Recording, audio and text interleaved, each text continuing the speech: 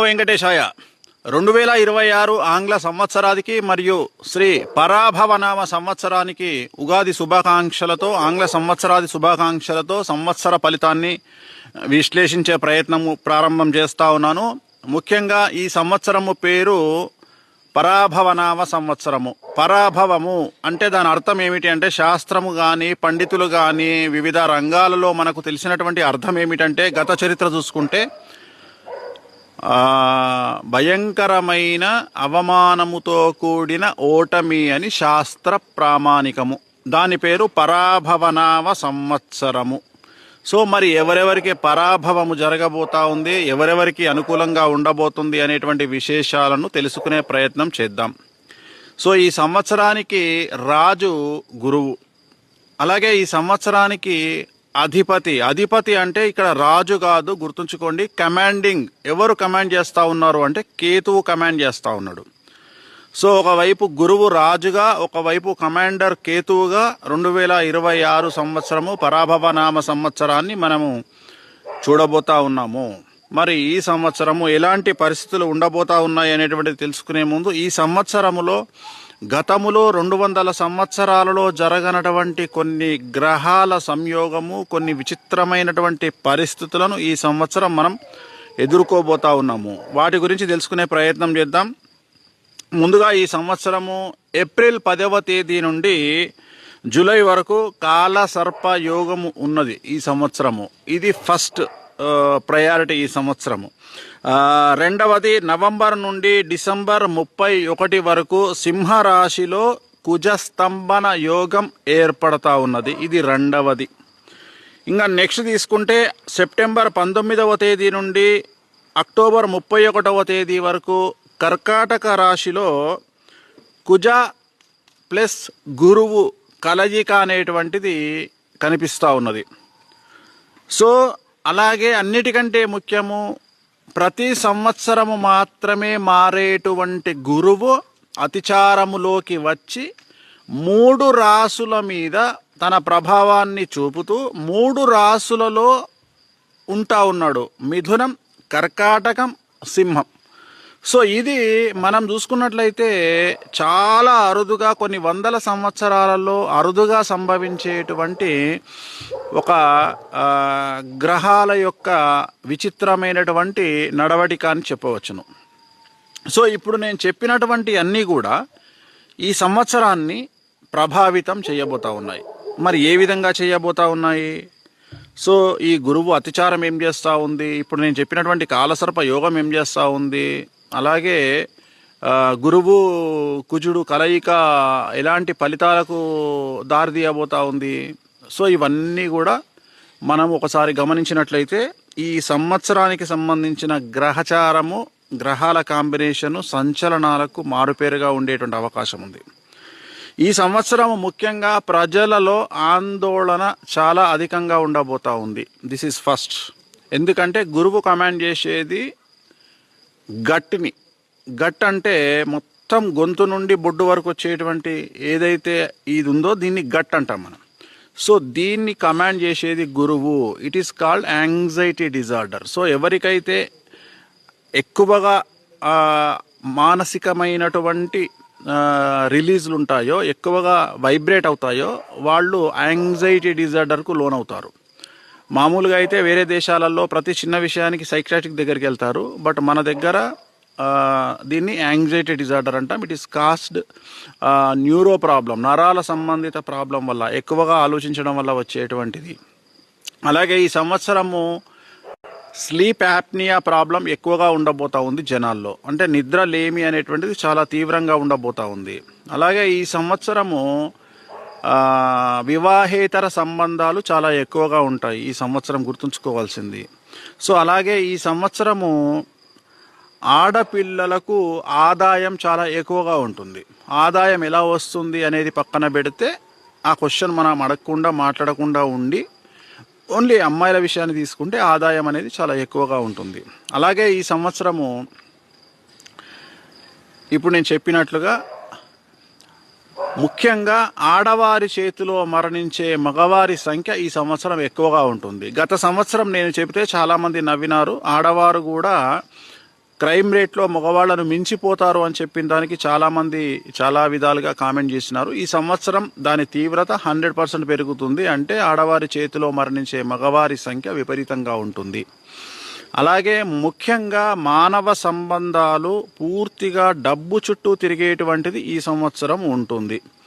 అంటే ఉదాహరణ, సోషల్ మీడియాకు వచ్చినా, ఏ మీడియాకు వచ్చినా టీఆర్పీ రేటింగ్ల కోసము, లేదా వ్యూవర్షిప్స్ కోసము, లేదా ఒక 2 లక్షలో 3 లక్షలో మంది చూస్తే కనీసం ఒక 6,000 రూపాయలు వస్తాయనే ఆశతో జనాల మీద బట్టకాల్చి మీదేసేవాళ్ళు, లేదా జనాల మీద బురద జల్లేవాళ్ళు ఈ సంవత్సరం చాలా ఎక్కువగా ఉంటారు. అలాగే ఈ సంవత్సరము మెయిన్ స్ట్రీమ్ మీడియాకు సంబంధించి కానీ, లేదా సోషల్ మీడియాకు సంబంధించి కానీ, యూట్యూబర్స్కు సంబంధించి కానీ చాలామంది వ్యక్తిగతమైన జర్నలిస్టులు అవ్వచ్చు, జర్నలిస్టుల పేరుతో మాట్లాడే విశ్లేషకులు అవ్వచ్చు, అలాగే మెయిన్ స్ట్రీమ్ మీడియాకు సంబంధించిన జర్నలిస్టులు అవ్వచ్చు, లేదా ఆ ఛానల్స్కు సంబంధించిన యజమానులు అవ్వచ్చు, వీళ్ళందరూ జైలు పాలయ్యే, చాలా వరకు జైలు జీవితం గడిపే అవకాశాలు కనిపిస్తూ ఉన్నాయి. సో ఒక మానిటరింగ్ వ్యవస్థ అనేటువంటిది వీటి మీద కేంద్ర ప్రభుత్వం తీసుకొచ్చేటువంటి అవకాశం ఈ సంవత్సరం గోచరిస్తూ ఉంది. కాబట్టి ఎలా పడితే అలా మాట్లాడకుండా ఉంటే మంచిది. అలాగే ఈ సంవత్సరము గురువు విచిత్రంగా బిహేవ్ చేస్తూ ఉన్నాడు, అతిచారంలోకి వెళ్తూ ఉన్నాడు. ఉన్నవాడికి ఒక రకంగా, లేనివాడికి ఒక రకంగా సమస్యలు ఏర్పడే అవకాశం ఉంది. ఉదాహరణ, ఒకే ఒక బూతు మాట బాగా హై లెవెల్లో ఉండే పర్సన్ మాట్లాడితే ఎలాంటి సమస్యలు రావు. కానీ అదే బూతు మాట లేనివాడు మాట్లాడితే ఇమ్మీడియట్గా యాక్షన్స్ తీసుకునే అవకాశం ఉంటుంది. అంటే గురువు ఎవరికైతే టాప్లో ఉన్నాడో వాడు కింగ్గా ఉంటాడు, ఎవరికైతే వీక్గా ఉన్నాడో వాడు ఒక దోషిగా తేల్తాడు. అంటే ఒకే మాట, ఉదాహరణ, ఒక దేవుణ్ణి 2 మనుషులు తిట్టారనుకుందాం. ఒక వ్యక్తి బాగా డబ్బు ఉన్నోడు, పలుకుబడి ఉన్నాడు అనుకుందాం, ఒక వ్యక్తి అడుక్కునేవాడో లేదా ఒక సామాన్యమైన మనిషి అనుకుందాం. ఆ గొప్ప వ్యక్తి దగ్గరికి ఎవరు ఊరు, కానీ ఈ సామాన్యమైన మనిషి మీద మాత్రం అందరూ దాడి చేసే ప్రయత్నం చేస్తారు. చాలా విచిత్రమైనటువంటి రిజల్ట్స్ను మనము 2026లో చూడబోతా ఉన్నాం.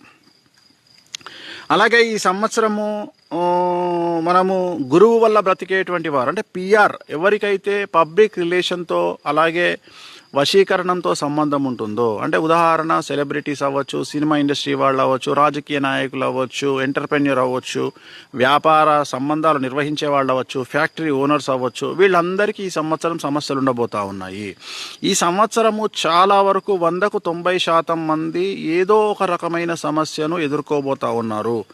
ఉదాహరణ, వ్యాపారం చేసే వాళ్లకు ఇన్కమ్ ట్యాక్స్ కానీ, సేల్స్ ట్యాక్స్ కానీ, కమర్షియల్ ట్యాక్స్ కానీ, లేదా ఇన్కమ్ ట్యాక్స్ కానీ, ఇలాంటి సమస్యలు. అలాగే ఎక్కువ పెద్ద పెద్ద ప్లేసుల్లో పనిచేసే వాళ్లకు, అంటే ఉదాహరణ ఇప్పుడు ఎగ్జాంపుల్ గవర్నమెంట్ బ్యూరోక్రాట్స్ కానీ, ఇలాంటి వాళ్లకు సిబిఐ సమస్యలు కానీ, అలాగే డబ్బుతో సంబంధించిన వ్యవహారం నడిపే వారందరికీ కూడా ఈ సంవత్సరము ఈడీ సమస్యలు కానీ, ఏదో ఒక రకమైన ట్యాక్స్ సమస్యలు కానీ మిమ్మల్ని బాధించేటువంటి అవకాశం ఉంది. అలాగే మీ ఇంట్లో ఏదో ఒక సమస్య జరిగి, అంటే డబ్బు ఎక్కడుంటే సమస్య అక్కడ ఉంటుంది ఈ సంవత్సరం. అది సింపుల్గా ఒక లైన్లో చెప్పాలంటే, అంటే బాగా డబ్బులు సంపాదించి పెద్ద పెద్ద కార్లలో తిరిగే వాళ్ళు ఆ కార్లను కోల్పోవాల్సిన పరిస్థితి వస్తుంది.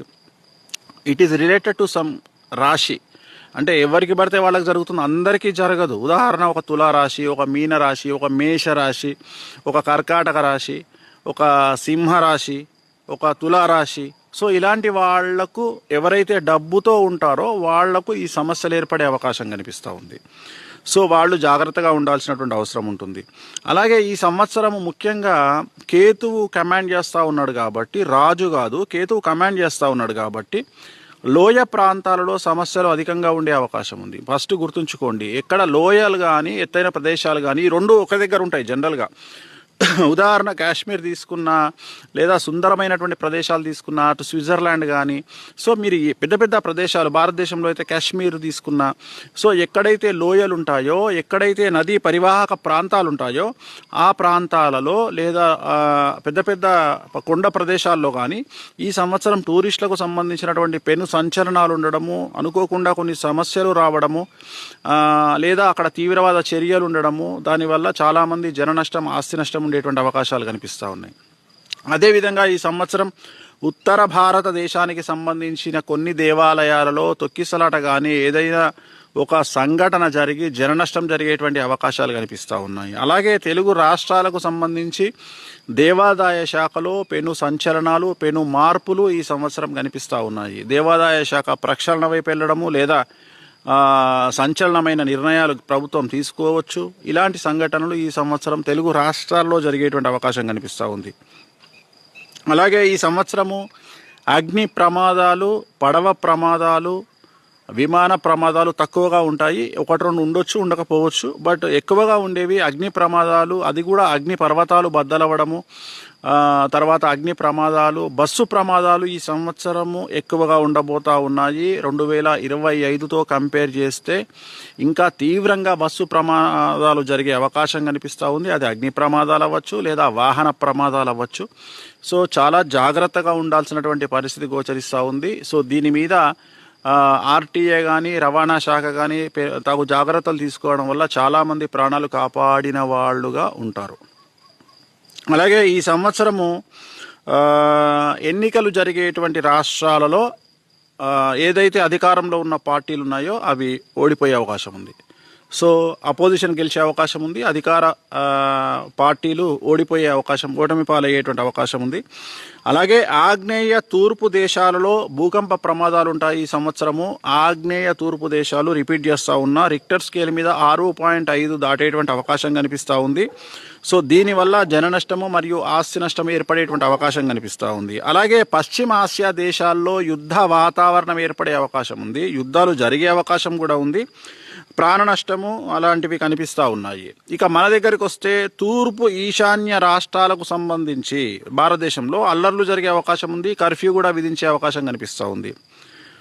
సో తెలుగు రాష్ట్రాలకు సంబంధించి ఈ సంవత్సరం 3 నదులు ఉన్నాయి మన దగ్గర. 3 నదులకు కూడా ఈ సంవత్సరము వరద ప్రభావం కనిపిస్తూ ఉంది. 3వ ప్రమాద హెచ్చరిక జారీ చేసే అవకాశం ఉంది ప్రభుత్వము. కాబట్టి ఈ సంవత్సరం 3 నదులకు సంబంధించి వరదలు వచ్చినా జన నష్టము ఆస్తి నష్టం జరగకుండా ప్రభుత్వము తగు జాగ్రత్తలు తీసుకున్నట్టయితే మంచిది. అలాగే ఈ సంవత్సరం 2026కు సంబంధించి దీపావళి సందర్భంగా ముందు కానీ తర్వాత కానీ ముసురు విపరీతంగా వర్షం వచ్చేటువంటి అవకాశం కనిపిస్తూ ఉంది. ఇది కొద్దిగా టపాకుల వ్యాపారానికి అంటే పటాకుల వ్యాపారానికి కొద్దిగా ఇబ్బంది కలిగించేటువంటి అంశంగా భావించాల్సి ఉంటుంది. సో గురువు వ్యయంలో ఉన్నటువంటి రాసులు కానీ 6 లేదా 8లో ఉండే రాసులు కానీ 4లో ఉండేటువంటి రాసులు కానీ సమస్యల పాలయ్యే అవకాశం ఉంది. అవి ఏమిటయ్యా అంటే ఉదాహరణకు ధనుస్సు, కుంభము, మీనము, మేషము, కర్కాటకము, సింహము, తుల ఈ రాసుల వారికి చాలా చాలా చాలా సంచలనాలు ఈ సంవత్సరం ఉండబోతా ఉన్నాయి. ఆల్రెడీ ఒకవైపు శని బ్యాటింగ్ నడుస్తూ ఉంది, రెండో వైపు రాహు, కేతువులు మరియు గురువు, అంటే ఇంచుమించుగా 4 గ్రహాలు కొద్దిగా డిఫరెంట్గా ఒక రకంగా నెగిటివ్ రిజల్ట్స్ని ఇచ్చేటువంటి అవకాశాలు ఉన్నాయి. ముఖ్యంగా భారతదేశ రాజకీయ రంగం గురించి మాట్లాడుకోవాలంటే ఈ సంవత్సరము పెను సంచలనాలు ఉండబోతా ఉన్నాయి. చాలా పెద్ద పెద్ద రాజకీయ నాయకులకు, ముఖ్యమంత్రులకు, మాజీ ముఖ్యమంత్రులకు ఆరోగ్య పరిస్థితి అగమ్య గోచరంగా కనిపిస్తూ ఉంది. అపమృత్యు గండాలు కనిపిస్తూ ఉన్నాయి. మరియు ప్రాంతీయ పార్టీలను రూల్ చేసేటువంటి కుటుంబాల్లో విపరీతమైన గొడవలు కనిపిస్తూ ఉన్నాయి. ప్రాంతీయ పార్టీలను రూల్ చేసేటువంటి కుటుంబాలలో ముఖ్యమంత్రులు కనుక ఉన్నట్లయితే ఆ ముఖ్యమంత్రులు మార్పు కనిపిస్తూ ఉంది. అంటే ఆ ముఖ్యమంత్రి ప్లేస్లో వేరే వాళ్ళు వచ్చేటువంటి అవకాశాలు కనిపిస్తూ ఉన్నాయి. వాళ్ళ కుటుంబంలో సమస్యలు తలెత్తడము లేదా ఆరోగ్యపరమైన ఇబ్బందుల వల్ల ఆ కుటుంబంలో ముఖ్యమంత్రి మార్పు అనేటువంటిది ఈ సంవత్సరము కొన్ని రాష్ట్రాలలో గోచరిస్తూ ఉంది. రూలింగ్లో ఉన్నటువంటి నేను ప్రాంతీయ పార్టీల గురించి మాట్లాడుతూ ఉన్నాను. సో దేశాలకు సంబంధించి మన భారతదేశంలో ప్రముఖ నటులకు సంబంధించి ఒక పాన్ ఇండియా స్టార్కు ఆరోగ్యపరమైన ఇబ్బందులు ఏర్పడబోతూ ఉన్నాయి. మేబీ అది బాలీవుడ్ అవ్వచ్చు, లేదా టాలీవుడ్ అవ్వచ్చు, లేదా మాలీవుడ్ అవ్వచ్చు, లేదా కాలీవుడ్ అవ్వచ్చు. ఎవరైనా సరే మొత్తం మీద పాన్ ఇండియా స్టార్లు ఈ మధ్యన అందరూ పాన్ ఇండియా స్టార్లే అవుతూ ఉన్నారు. అన్ని పాన్ ఇండియా సినిమాలు వస్తున్నాయి కాబట్టి ఆ మాట చెప్తా ఉన్నా నేను. తర్వాత ఒక హీరోయిన్కి సంబంధించి తెలుగు హీరోయిన్కి సంబంధించిన పర్సనల్ లైఫ్ వైవాహిక జీవితానికి సంబంధించి పెను సంచలనాలు ఉండబోతూ ఉన్నాయి. అలాగే సౌత్ ఇండియాకు సంబంధించి ఆల్రెడీ చాలా రోజుల కిందే పెళ్లి చేసుకున్నటువంటి ఒక హీరో అన్ఎక్స్పెక్టెడ్గా విడాకుల సంఘటన బయటికి వచ్చి తను ఇంకొక హీరోయిన్ను వివాహం చేసుకునే అవకాశం కనిపిస్తూ ఉంది దక్షిణ భారతదేశానికి సంబంధించి. అలాగే టీవీ రంగానికి సంబంధించి ఒక ఇద్దరు నటీమణులకు సంబంధించి, అది యాంకర్లు అంటారా నటీమణులు అంటారా, అది యువర్ విష్. సో వాళ్ళిద్దరి జీవితంలో పెను సంచలనాలు ఈ సంవత్సరం